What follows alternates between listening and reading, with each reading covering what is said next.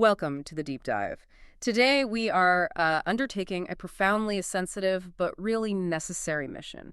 We want to unpack the legacy, the facts, and frankly, the mythology surrounding the Columbine High School Massacre. That was April 20, 1999. Yeah, and it's a tragedy that didn't just shock the nation. It really fundamentally redefined the landscape of school safety, of mass violence in the U.S. It cast this shadow that, well, it's still over our culture, isn't it? Even 25 years later. Absolutely. And our goal today for you listening is really to move past some of the simplified narratives that you often hear. We need to synthesize the core facts. Right. And examine the hidden lives of the perpetrators, Eric Harris and Dylan Klebold, and try to understand the policy shifts and, I guess, the tragic cultural echoes this event left behind. And we've got a lot to draw on. There are extensive investigative reports, journal excerpts directly from them, police timelines, sociological analyses done afterwards.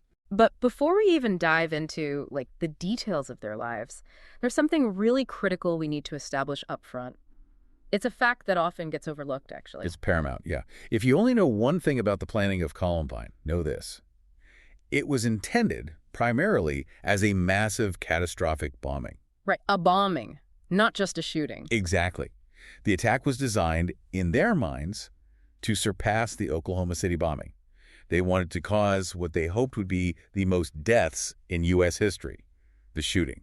That was always meant to be secondary. That single distinction, it changes everything, doesn't it? When we talk about Columbine, we almost always frame it as a school shooting. We do. But the core intention was this large-scale act of domestic terrorism, really driven by explosives. So the plan wasn't just random shooting? No. The source material is really clear. The plan was detonate the main bombs, kill hundreds instantly in the cafeteria, collapse the library above, then use the firearms to pick off survivors, first responders, anyone coming to help. So the entire event, the whole tragedy as we remember it, was fundamentally altered because those main homemade bombs failed to detonate. So the failure of the bombs actually saved lives compared to the plan. For better or worse, yes. It significantly contained the death toll compared to what they intended. That failure is key. Okay, that context is absolutely vital. So we'll structure this deep dive by first looking into the planners, Harris and Klebold, their minds, and maybe the critical signals that were missed. Yeah, the missed signals are a big part of it. Then we'll trace the terrifying timeline of the event itself, wrestle with that eternally inconclusive debate over motive, and then finish with the legacy, the scars, the policy changes that came after. Okay, let's start with Eric Harris and Dylan Klebold. Harris, his family had a military background, right? So they moved around quite a bit before settling near Littleton, Colorado. That's right. Klebold, on the other hand, he was a Denver native. Grew up in a more stable environment, pacifist family, Lutheran background. They met, I believe, in middle school. But the real sort of duality, the hidden life versus the public face, that really started to emerge later on. It's jarring, that contrast. Especially because the system, the juvenile justice system, actually thought they were rehabilitated. You're talking about the van incident. Exactly. In 1998, they were caught breaking into a van, stealing tools, electronics. They pleaded guilty to felony theft, ended up in a 12-month juvenile diversion program. Which involved things like community service, therapy. Yeah, anger management sessions, the whole deal. And their records show they did really well in it. They excelled. Oh, yeah. They were released early, a month early, actually, for demonstrating good behavior, showing respect, writing apology letters. On paper, it looked like a success story. Yeah. The system thought, okay, these kids are back on track. But we know now from their own writings. We know now, yeah. From their journals, their tapes. The entire time they were in that diversion program, they were actively plotting the massacre. They were documenting this accelerating malice, figuring out how to build their arsenal. The public persona was just an elaborate and unfortunately very successful deception. And part of that deception, or maybe the planning, was being recorded online. Harris left a pretty significant digital footprint, didn't he, on his AOL website? America Online, yeah. It started out relatively innocently, if you can call it that. Initially, Harris used the site to host something called WADS. WADS? What's that? For anyone who wasn't gaming back then, WAD stands for Where's All the Data. Basically, they were custom-level files, modifications he designed for the big, ultra-violent video games of the time, Doom, Quake. So right there, he's already creating these violent scenarios, virtually at least. Well, absolutely. He was immersed in it. But the site, It mutated pretty quickly. It became a blog. First, it detailed minor vandalism, things they called rebel missions, petty stuff. But it didn't stay petty. No. By August 1997, it had escalated. He was posting instructions on how to make and use explosives, specifically pipe bombs. It was basically becoming a digital how-to guide for the attack they were already thinking about. And this leads us right to one of the most critical failures, one that often gets, well, glossed over. A documented, undeniable missignal. His rage was so public, it was actually reported. Yes. This is maybe the most tragic what-if in the whole story. August 1997, Harris posts this chilling line online, something like, he wanted to kill and injure as many of you as I can. And he named people. He specifically named and threatened Brooks Brown, who was actually a friend, a classmate, just these rage-filled online tirades. So Brooks Brown's parents saw this? They did. They saw the site, the threats against their son, and they immediately contacted the Jefferson County Sheriff's Office. Okay, so the authorities knew about these specific online threats. What did the sheriff's office actually do? Well, an investigator, Michael Guerra, he drafted a search warrant affidavit for the Harris house. And this affidavit, it was detailed. It recognized the explicit threats, the bomb-making instructions, the sheer level of Harris's malice. It laid out the legal argument to search his home for weapons, materials. So the document existed, detailing the threat almost 2 years before the attack. It existed, drafted, ready for a judge. So why wasn't the search carried out? What happened? It was never filed. It never went to a judge. The official reasons given later were complex, involving bureaucratic mix-ups, maybe a failure by supervisors to grasp how serious online threats could be back then in that new digital age. But the affidavit itself suggests they had grounds. The sheriff's office later claimed they didn't have sufficient grounds, but the affidavit seems to contradict that. This document, and the fact that its existence was kind of suppressed for years afterwards, that became a huge issue in the legal fallout. It represents a documented key failure in pre-event intelligence. The signs are there, the police documented them, and ultimately they were ignored. So if the website was the blueprint, the journals and tapes they made were more like the raw emotional core. What did those tell us about their inner worlds? They weren't identical, were they? No, not at all. The source materials paint two very distinct, though maybe complementary, pictures of, well, depravity and despair.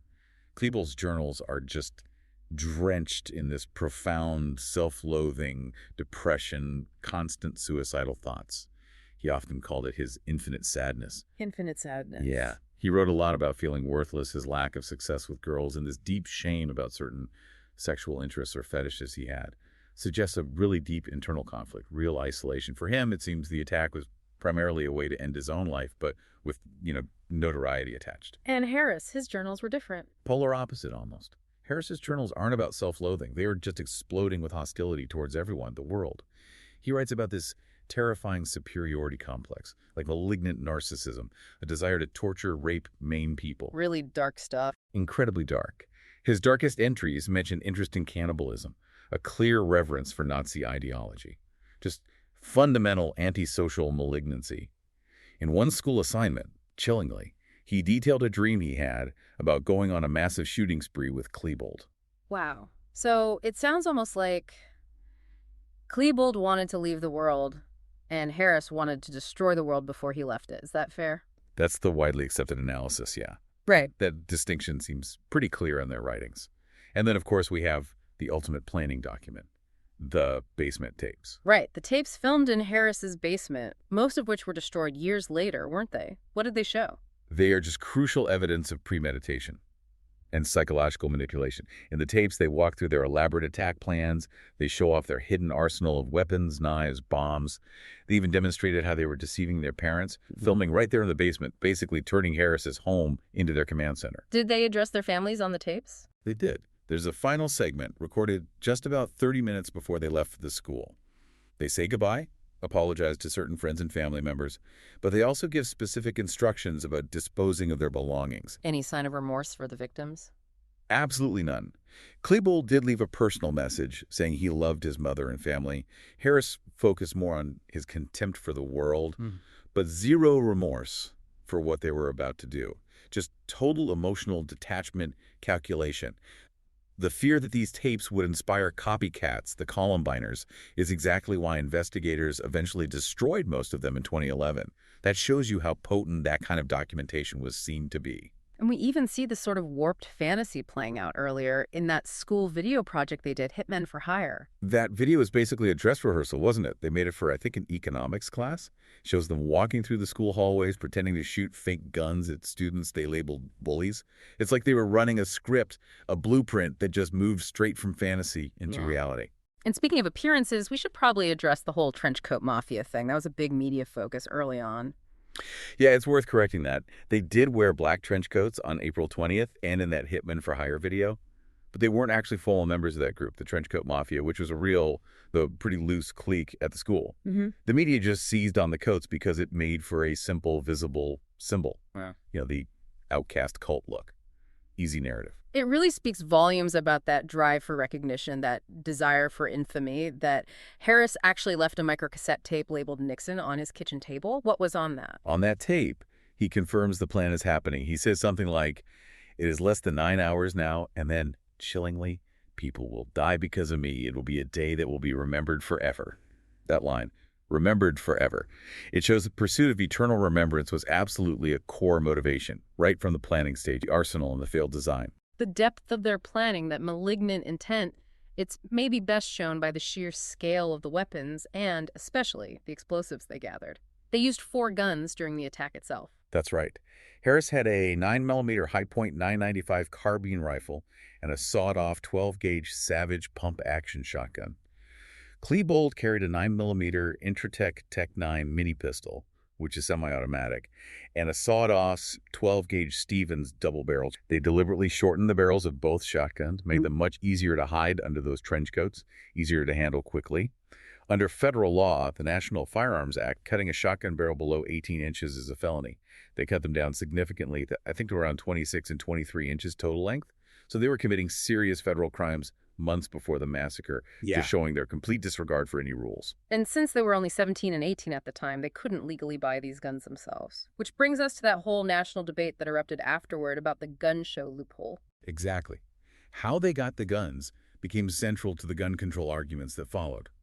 The long guns, the carbine, and the 2 shotguns they got through what's called a straw purchase. Meaning someone else bought them for them. Right. Their friend, Robin Anderson, who was 18, bought them at a local gun show, the Tanner Gun Show. At that time, in Colorado and many places, private sales between individuals at gun shows didn't require the same federal background check that licensed dealers had to perform. Anderson wasn't ultimately charged, but the way they got those weapons really highlighted what many saw as a huge gap in regulations. And the Tech 9 pistol, that came through a different channel, also illegal. Correct. That one was traced back. Carrick. Klebold bought the Tech 9 from a guy named Mark Maines for about $500. A coworker of theirs from Blackjack Pizza, Philip Duran, acted as the middleman. Both Maines and Duran were later prosecuted. Maines got 6 years in prison, Duran got 4.5. So there was this small network, maybe unwitting at first, but still enabling them to get armed. Okay, so they had the firearms. But the real terrifying scale of what they intended wasn't about the bullets, was it? It was the explosives. This was meant to be a bombing. The sheer amount of explosive material they put together is just horrifying. They constructed nearly 100 homemade explosive devices in total. 100? Almost. The inventory included 27 pipe bombs of various sizes, 48 smaller bombs made from CO2 cartridges, they chillingly call those crickets, and then the big ones, 15 propane tanks converted into time bombs. They also messed around with making napalm, had Molotov cocktails ready. Let's focus on the primary plan, those big cafeteria bombs. Walk us through that strategy. Okay.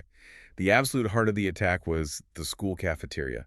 They timed it for around 11:15 a.m., which was the peak of the AA lunch shift, the busiest time. They placed 2 large duffel bags inside. Each bag contained a 20-pound propane tank rigged with a timer, gasoline, wiring. They put them near the central support columns of the room. The objective? It was twofold. First, the blast itself. They calculated it would kill the estimate was about 488 students inside the cafeteria at that time. Just obliterate them. My God. Second, the blast was designed to be powerful enough to destroy those support columns and cause the entire library floor, which was located directly above the cafeteria, to collapse down into the wreckage. So the structural collapse would have multiplied the death toll even more. Exponentially. Yeah. Just unimaginable carnage. And that wasn't all. They had a secondary, equally cold-blooded plan aimed at the people who would come to help. The car bombs? Right. They planted 2 car bombs in the student parking lot, each one rigged with more propane tanks, I think two 20-pounders each, plus gasoline containers.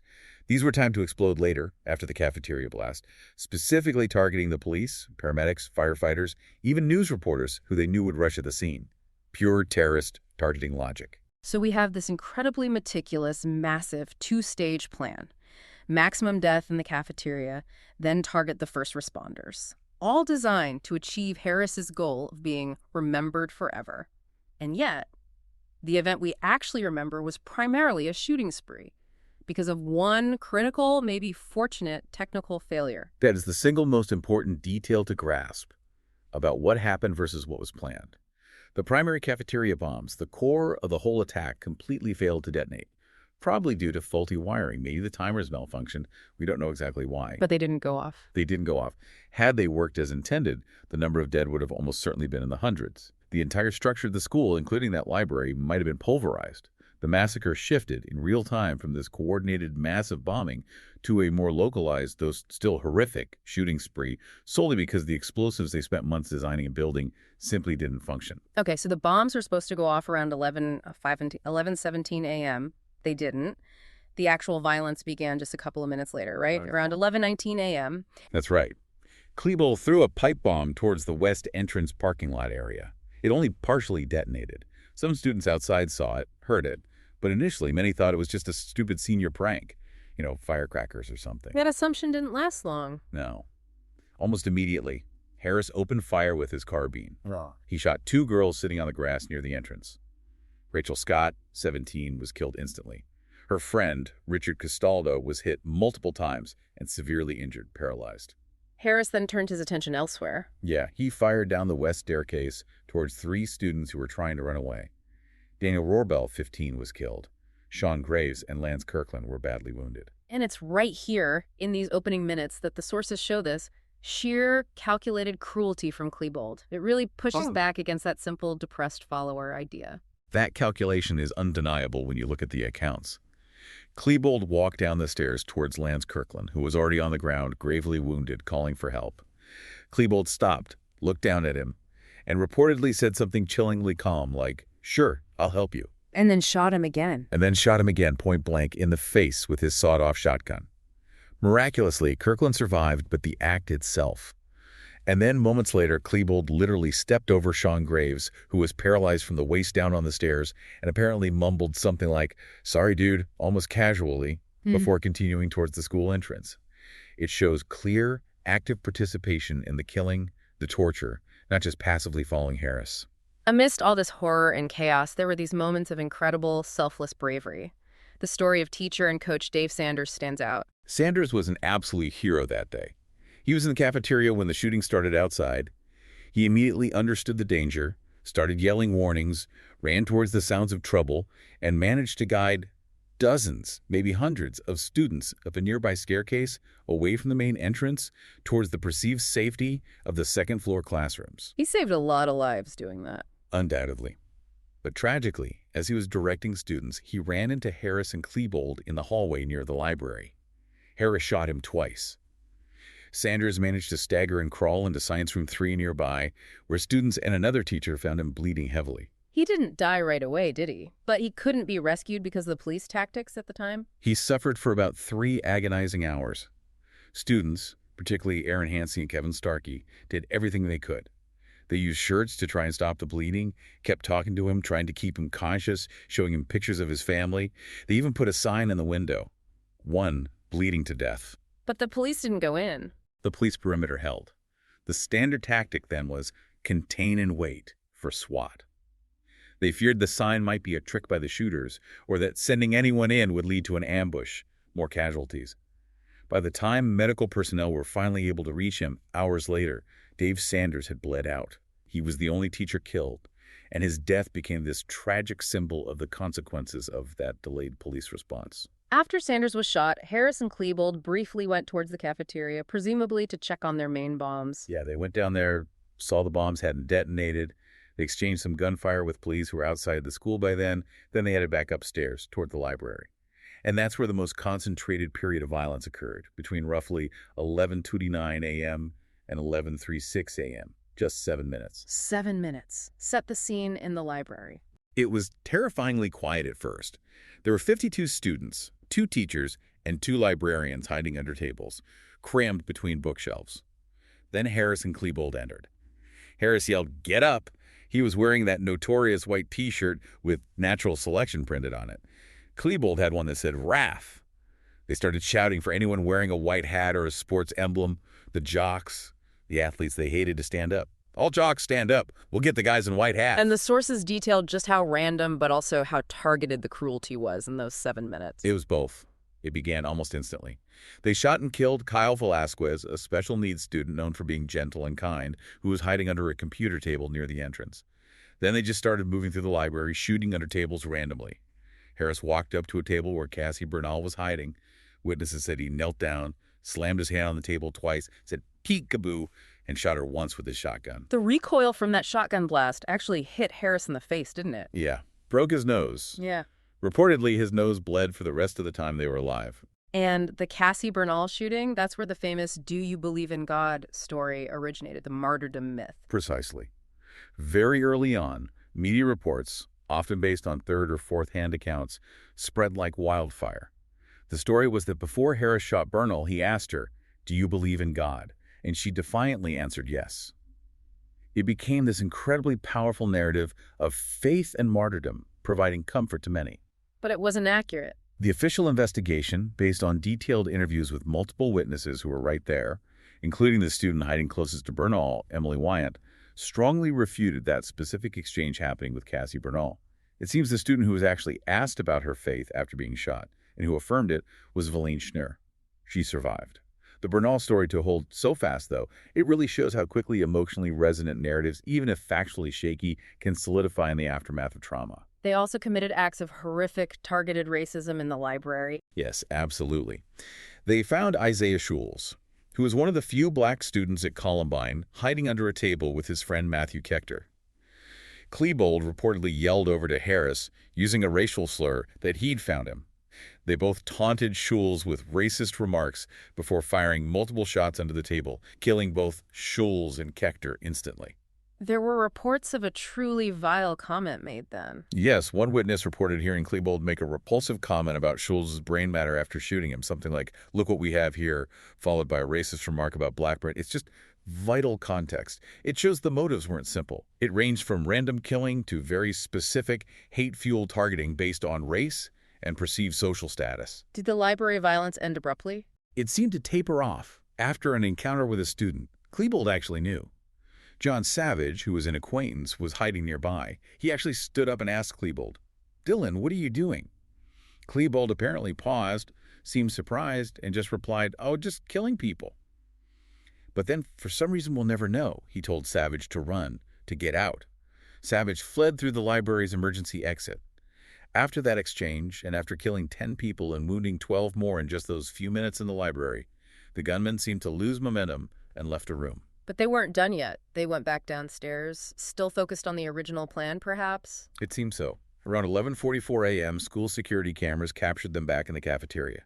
Harris took his carbine and, maybe just out of sheer frustration, started shooting at one of the large propane bombs, trying to get it to detonate that way. Did it work? No. It was completely unsuccessful. Propane tanks generally don't explode when shot, unless maybe hit by tracer rounds or something incendiary, which he wasn't using. Then Klebold lit one of their Molotov cocktails and threw it towards the bombs. It started a small fire, but almost immediately the school's fire sprinklers kicked in and put it out. Those sprinklers probably saved the cafeteria from significant fire damage. And then the end came not long after that, back in the library. Yeah. They wandered around the school a bit more, shot out windows towards police outside, but didn't seem to target anyone else directly. All gunfire from inside the school stopped around 12:05 p.m. By 12:08 p.m., according to the official timeline, both Eric Harris and Dylan Klebold were dead by suicide in the library, near where many of their victims lay. How did they die? Harris put his shotgun barrel in his mouth and fired, dying instantly. Klebold shot himself in the left temple with his Tech-9 pistol. The initial police teams entering the library later were extremely cautious because they feared the bodies might be booby-trapped with pipe bombs. That fear further delayed the official confirmation that the event was over and slowed the process of reaching the dead and wounded. So the final count from the attack itself? 12 students and 1 teacher, Dave Sanders, murdered. 24 others physically injured, some, like Richard Castaldo and Anne Marie Hochhalter, catastrophically. All of that carnage inflicted in just under 49 minutes, from the first shot to the final suicide scapegoating. So after all that horror, you have this mountain of evidence, journals, tapes, witness accounts, and yet the official motive for Columbine is still listed as inconclusive. The sheriff at the time, John Stone, initially just called it a suicide mission. That inability, or maybe unwillingness, to pin down a single clear motive created this vacuum. And nature abhors a vacuum, right? So it was instantly filled with competing theories, speculation, and unfortunately, a lot of mythology. The FBI had a dominant theory, though, based on their psychological profiles. They did. Based on analyzing the journals, the tapes, their behavior, the FBI established what became the most widely accepted psychological narrative. Harris is the clinical psychopath, arrogant, grandiose, driven by a superiority complex, the calculating mastermind, and Klebold as the severely depressed, possibly borderline personality, suicidal follower who got swept up in Harris's plan. That distinction, the leader and the follower, the psychopath and the depressive, it was incredibly influential, wasn't it? Especially media coverage and books like Dave Collins' Columbine. Hugely influential. It provided a neat, understandable framework.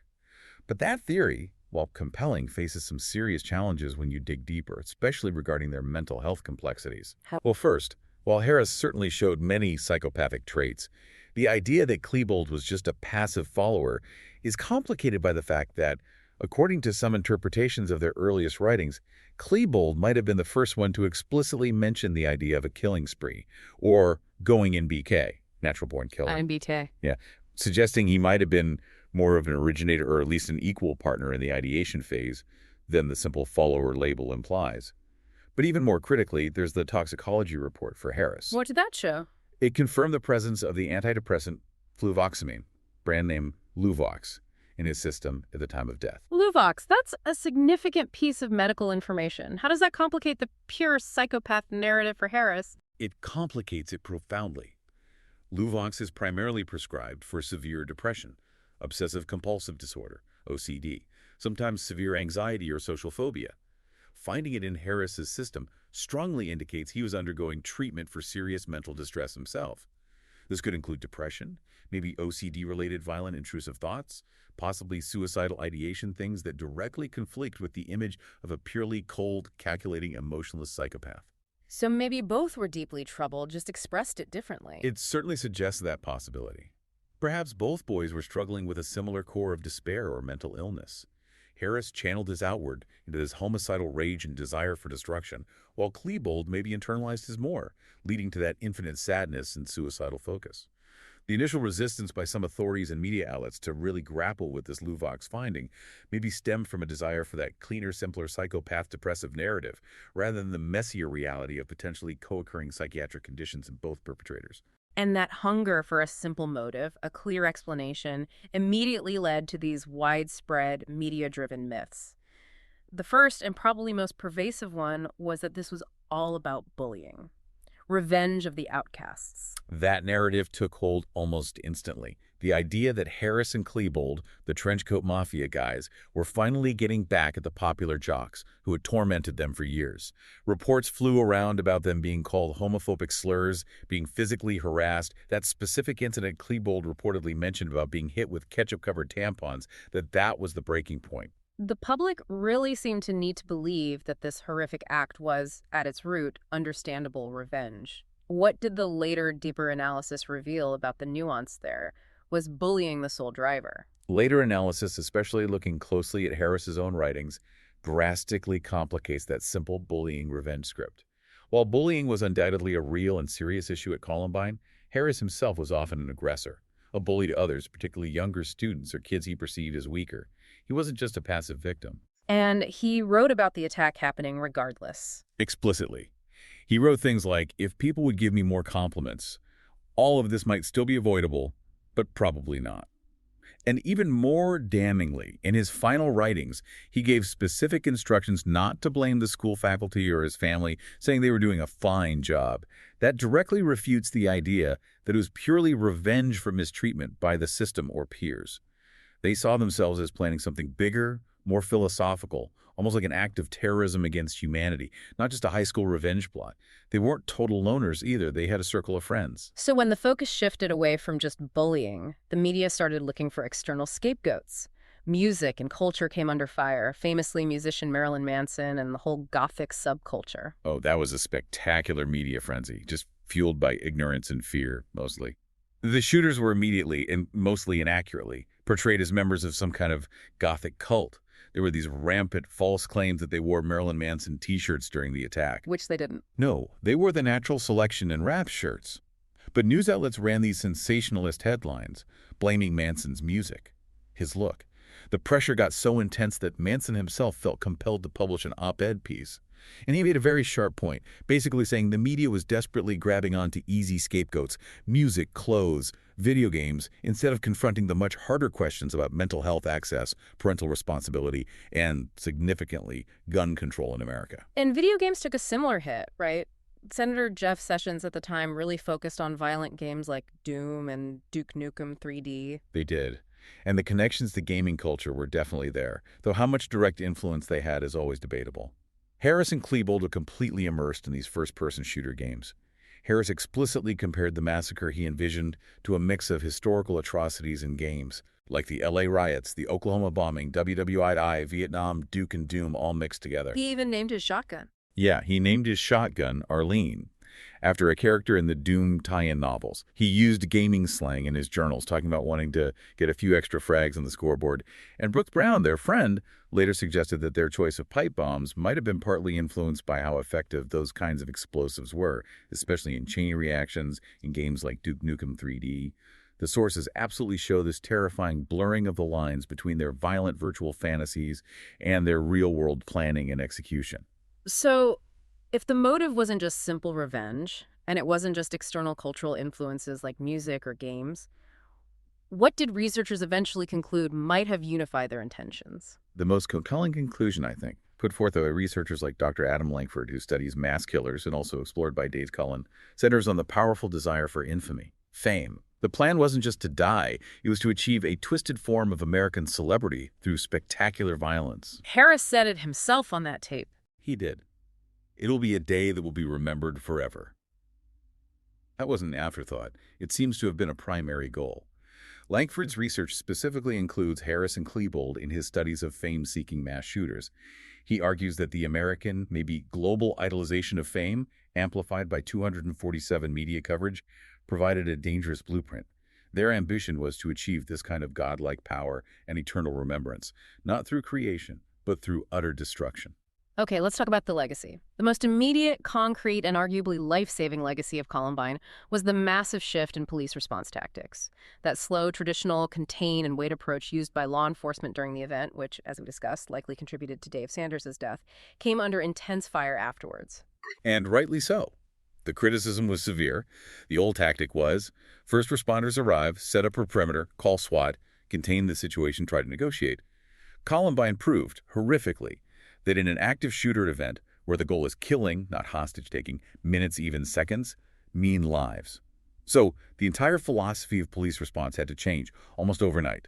This led to the widespread adoption of what's called Immediate Action Rapid Deployment, or IARD. IARD. Walk us through what that actually means, how fundamentally different it is. It's a radical paradigm shift. IARD dictates that the first officers arriving on scene, often just regular patrol officers, not specialized SWAT teams, must immediately move towards the sound of ongoing gunfire. The priority is no longer containment. It's threat neutralization. So go towards the danger immediately. Immediately. Officers are trained to bypass wounded victims initially, ignore searching for other potential suspects for the moment, and focus solely on stopping the act of killing as fast as possible. This means forming small teams, maybe just one or two officers, and advancing directly towards the shooter without waiting for the traditional four-person stack or SWAT backup. The whole mindset shifted from stopping people from getting out to stopping the killer from killing more. That must be an incredible psychological demand on those first responders to run towards gunfire and potentially pass people who need help. It's an immense burden, absolutely. But tactically, it has proven effective in subsequent events. At Virginia Tech, for instance, and other active shootings, officers trained in IARD were able to locate and engage the shooter, either neutralizing them or forcing them to stop their attack, much faster than the old methods would have allowed. This single tactical change, born directly from the failures at Columbine, is probably the most pervasive and impactful legacy of the tragedy on public safety practices today. The legal and financial consequences were also pretty significant, weren't they? Although the Jefferson County Sheriff's Office initially used government immunity to shield itself from most major lawsuits. That immunity protected them from many claims initially, yes. But the settlement related to Dave Sanders' death was a notable exception. That was settled out of court for $1.5 million, essentially acknowledging that the police's decision to hold back medical aid contributed to his death. And critically, the families of Harris and Klebold, along with Mark Maines and Philip Duran, the gun suppliers, eventually settled with the families of over 30 victims. How much was that settlement? The total was $2.538 million. Most of that money came from the homeowners' insurance policies of the Harris and Klebold families. It served as an indirect but legally mandated financial acknowledgement of the culpability of those who planned, carried out, or enabled the attack. And out of that personal tragedy, a powerful political voice emerged, too. Tom Mauser, yeah. His son, Daniel Mauser, was killed in the library. Tom became this tireless, incredibly articulate advocate for gun control. He focused specifically on closing the very gun show loophole that had allowed Harris and Klebold's friend to purchase those long guns for them. His advocacy really highlights how deeply the personal grief was intertwined with perceived failures in regulatory structures. Maybe the most disturbing and difficult legacy to really grapple with, though, is what's called the Columbine effect. Yeah, the Columbine effect. It basically means that this specific tragedy, because of the intense media coverage, the journals, the tapes, the whole narrative around it, provided this terrifyingly recognizable script for subsequent acts of mass violence, especially school shootings. Script. Like a blueprint. Exactly. It created a cultural template. The trench coats, the timing near the end of the school year, the documentation through journals or videos, the focus on certain targets, the ultimate suicide. Elements of this script have reappeared again and again. The source materials note that over 70 definite copycat plots or attacks have been documented where the perpetrators explicitly cited Harris and Klebold as heroes, as martyrs, as inspiration. And that search for infamy, that script, has manifested in really horrific ways in the digital age, hasn't it? It has. The modern phenomena of Columbiners is a deeply disturbing extension of this legacy. These are online fandoms, essentially, dedicated to the perpetrators. They thrive on platforms that didn't even exist in 1999. Tumblr, TikTok, Discord, forums. Fandoms for killers. Yes. These online communities create and share fan art, fan fiction, analysis, even cosplay related to Harris and Klebold. They often portray them as tragic, misunderstood figures or anti-hero icons. It's profoundly disturbing because it grants Harris in particular exactly what he seemed to crave, that eternal notoriety. And it keeps the script alive, visible, and potentially accessible to other disaffected, vulnerable young people looking for a way to express rage or gain attention through violence. Beyond the policy changes and the copycat violence, the true lasting scars of that day are also found in this tragic list of secondary casualties, people whose lives ended years later, but still as a direct result of April 20th. This is just a heartbreaking reminder that the violence didn't really end when the shooting stopped. Anne-Marie Hochhalter, who we mentioned, was paralyzed from the chest down during the initial attack outside the school. She lived with devastating injuries for decades. She died in February 2025 at the age of 43 from medical complications, specifically a pulmonary embolism directly related to those injuries sustained 25 years earlier. And her death was officially linked back. Yes. The Jefferson County Coroner's Office made the significant ruling that her death was a homicide, directly caused by the wounds inflicted by Eric Harris.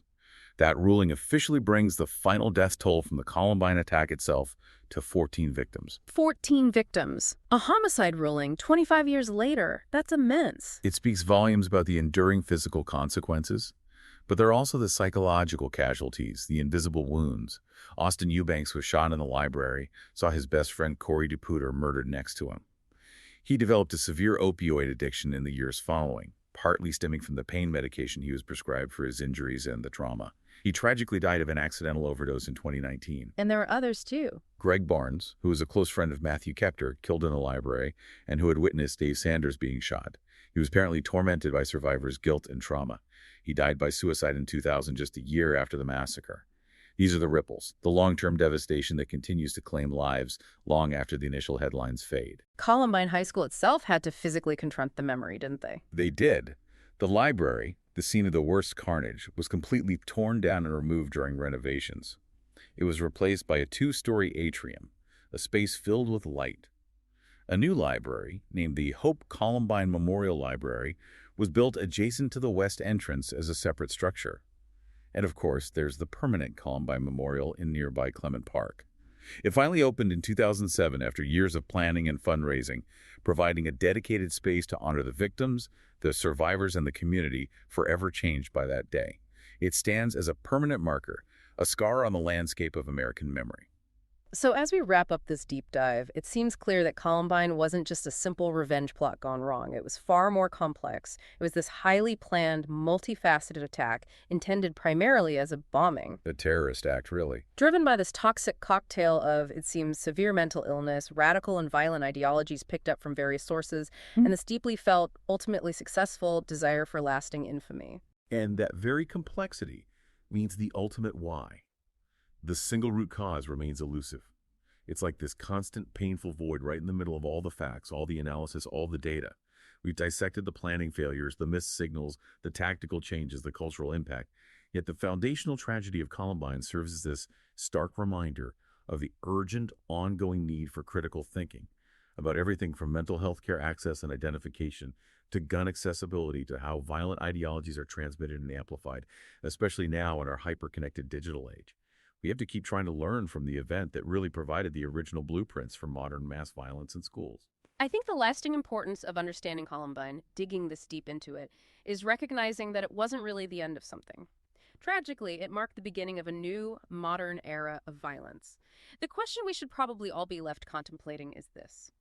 What lessons, beyond just the immediate tactical responses for law enforcement, what deeper lessons must we truly internalize from this foundational American tragedy to ensure that the horrifying script Harrison Klebold created is finally, hopefully, irrevocably broken?